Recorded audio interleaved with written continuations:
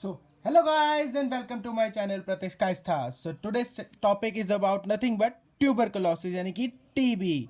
अब हम इसमें प्रॉपर बात करेंगे कि ट्यूबरकुलोसिस होता क्या है, कैसे होता है, इसकी इटियोलॉजी क्या है, इसकी पैथोजेनेसिस क्या है और मोस्ट प्रोबेबली इसकी मैनेजमेंट क्या है.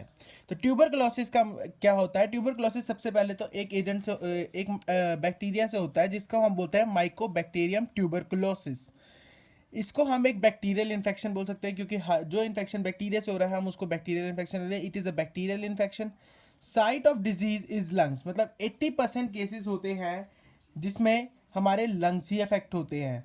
बट अदर ऑर्गन्स में बी इन्वॉल्व. एग्जाम्पल आई, नोज और वेरियस अदर ऑर्गन जो भी हमारी बॉडी में प्रेजेंट है उनके चांसेस होते हैं सिर्फ 20%. मतलब 20% चांसेस हैं कि हमारे आई, नोज वगैरह अफेक्ट होंगे और 80% चांसेस हैं हमारे लंग्स अफेक्ट होंगे. अब इटियोलॉजी की बात करें तो mycobacterium belongs to a family of mycobacteria. क्योंकि ठीक है, in this family most important agent is M tuberculosis. मतलब माइक्रोबैक्टीरिया फैमिली में जो सबसे बड़ा एजेंट है वो टीबी का एजेंट ही है, mycobacterium tuberculosis. M tuberculosis is a rod shaped. अब इसकी इटियोलॉजी में बताते हैं कि ये होता कैसा है. रोड शेप्ड होता है, नॉन स्पोर फॉर्मिंग होता है, थिन एरोबिक बैक्टीरियम है. इसका साइज वेरी करता है 0.5 to 3 micrometer. M tuberculosis are often neutral or gram staining if one stain cannot be decolorized by acid alcohol. ये जो होते हैं ग्राम स्टेनिंग होती है इनके ऊपर, लेकिन अगर कोई एक बार ये स्टेन कर जाए तो इनको डीकलराइज मतलब इनकी कलर को हटाना बहुत मुश्किल हो जाता है. अब हम इसकी ट्रांसमिशन कैसे जाएगा, वही कफिंग, स्नीजिंग, स्पीकिंग, क्योंकि ट्रांसमिटेबल डिजीज है. ऐसा कहा गया है WHO के थ्रू कि एक पर्सन जो है वो मैक्सिमम 20% को ही टीबी कर सकता है. अब हम पैथोजेनेसिस की बात करें तो पैथोजेनेसिस होती है unlike the risk factor other infection the development of infection depends upon the endogenous factor. मतलब इसका जो जितना भी इन्फेक्शन का डेवलपमेंट होगा एंडोजीनियस फैक्टर्स के कारण ही होगा. Clinical illness directly following infection is called primary TB. मतलब कि जो डायरेक्टली इन्फेक्शन को फॉलो करेंगे इलनेस को, उसको हम प्राइमरी टीबी बोलेंगे. And common among the 4 years of age, 4 साल. मतलब कि एक कंजेनिटल, एक तरह का कंजेनिटल हो गया. When infection is acquired later in life, the chance is greater than the persist for 2 years or years and leads to secondary TB. अगर इन्फेक्शन जो है बाद में एक्वायर हो रहा है हम उसको सेकेंडरी टीबी बोलेंगे.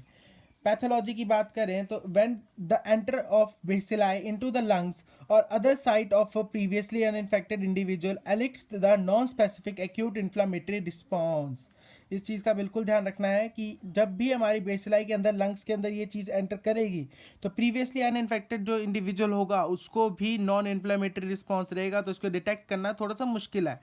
As a bacteria is inhaled initiates the recruitment of the macrophages.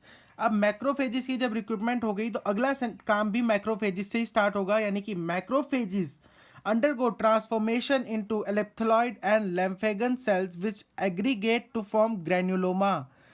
जो ट्रांसफॉर्मेशन होगी वो एप्थिलॉइड और लैंगन सेल में होगी जो कि एग्रीगेट करेगी टू फॉर्म ग्रेन्युलोमा. अब ग्रेन्युलोमा बनने के बाद अगला काम फिर ग्रेन्युलोमा का ही रहेगा. Granuloma segregate to form primary lesion in the periphery of lungs. ध्यान से रखना है कि जो सेंटेंस जिस काम पे खत्म होगा अगला काम उसी चीज़ का होगा. मैक्रोफेजिस पे बैक्टीरिया का काम खत्म हो रहा है तो मैक्रोफेजिस का काम ग्रेन्युलोमा पे होगा. ग्रेन्युलोमा का काम पेरिफ्री ऑफ द लंग्स पे काम खत्म होगा.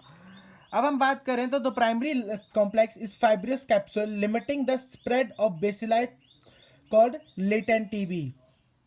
लेटेंट टीबी को हम क्या बोलेंगे, सिंपल सी बात में भाषा में बोला जाए तो प्राइमरी कॉम्प्लेक्स होगा फाइब्रस कैप्सूल का जो कि लिमिटेड स्प्रेड ऑफ बेसिलाई रखेगा. Healing occurs with late clarification of granulomas and combination of clarified peripheral lung lesion and clarified hilar lymph nodes is known as Ghon's complex. अब अगली बात करें तो हम इसमें आ जाएगा क्लिनिकल फीचर्स. क्लिनिकल फीचर्स में हमारा क्या रहेगा, primary cough, chest pain, urine discoloration, coughing with bloody sputum and fatigue and shortness of breath. आगे इसके दो टाइप्स रहेंगे, पल्मोनरी टीबी और एक्स्ट्रा पल्मोनरी टीबी. इसको आप डिटेल में भी पढ़ना चाहते हो अगर आपकी सिलेबस के अकॉर्डिंग नीड में है तो, नहीं तो अभी के लिए सिर्फ इतना काफ़ी है. अगर आप चाहो तो कमेंट में मुझे बता सकते हो, मैं इसके लिए अलग से इसकी डिटेल में वीडियो बनाऊंगा. डायग्नोसिस आ जाए तो बैक्टीरियोलॉजिकल टेस्ट होंगे जिसमें हम जेहल नेल्सन स्टेन और ओरामाइन स्टेन को यूज़ करके इसको टेस्ट को डिटेक्ट करेंगे.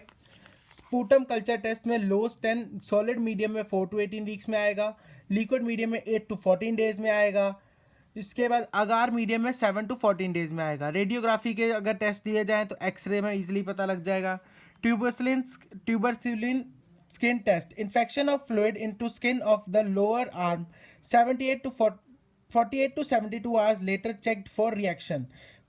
इसका जब हम स्किन से स्कार लेने के बाद 48 to 72 आवर्स के लेटर चेक रखेंगे। Diagnosis is based on the size of the wheel, size of the wheel पे डिपेंड करता है। मैनेजमेंट, अगर फर्स्ट लाइन ड्रग दें या सेकंड लाइन ड्रग दें, दो है, तो फर्स्ट लाइन ड्रग में हमारा जो ड्रग है IR3E, ये कोड है IR3E, जो कि हमें याद रखना है इसके लिए। और अगर हम इसकी बात करें तो CELGS ये कोड है जिसके थ्रू हम ड्रग्स को इजली याद करते हैं। I stand for isoniazid, R stand for rifampin, rifapentine, रिफाब्यूटिन।